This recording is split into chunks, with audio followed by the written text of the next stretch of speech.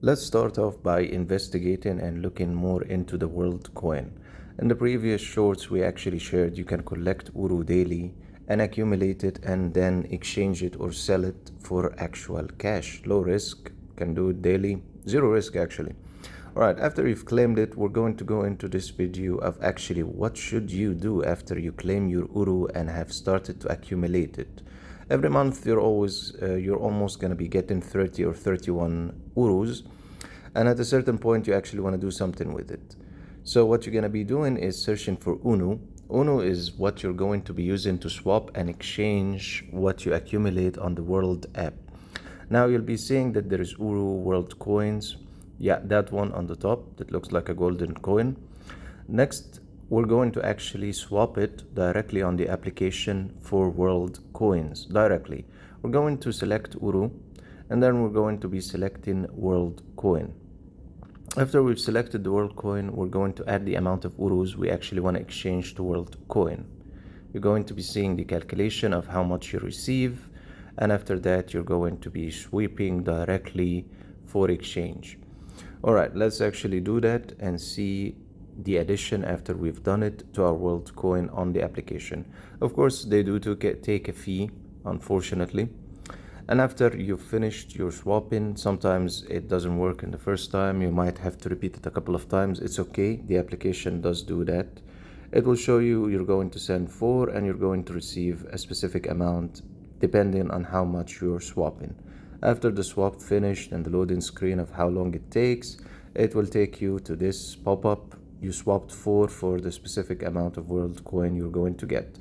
Now we see we have that World Coin. Now we want to actually take it outside of the World app and send it to our wallet or exchange. We're going to select the World chain. It has to be the World chain, and the exchange or the wallet needs to be supporting the blockchain which is related to the World chain. The next step, of course, would be that you get your ID. I'm actually doing that, but there's a little bit of hanging while trying to do it.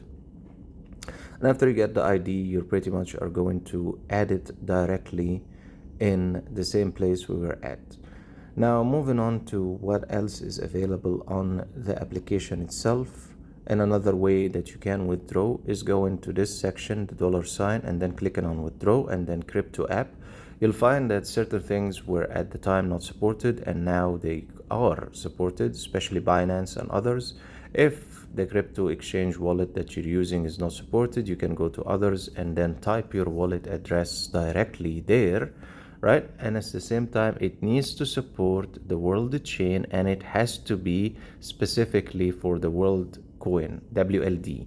Now, if the website we're actually going to be using is Bitget application, you would go into the Bitget application and then deposit, select World Coin. This is what we're going to be transferring. Then you need to select the network, WLD World Chain. After that, it will show you your details that you're going to be using to transfer directly into your wallet.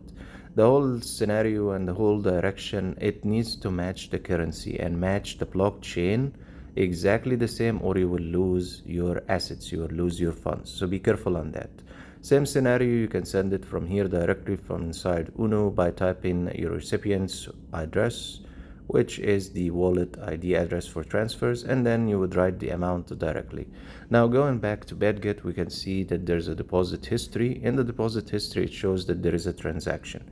Alright guys, thank you so much for tuning in, and we'll see you in an upcoming video.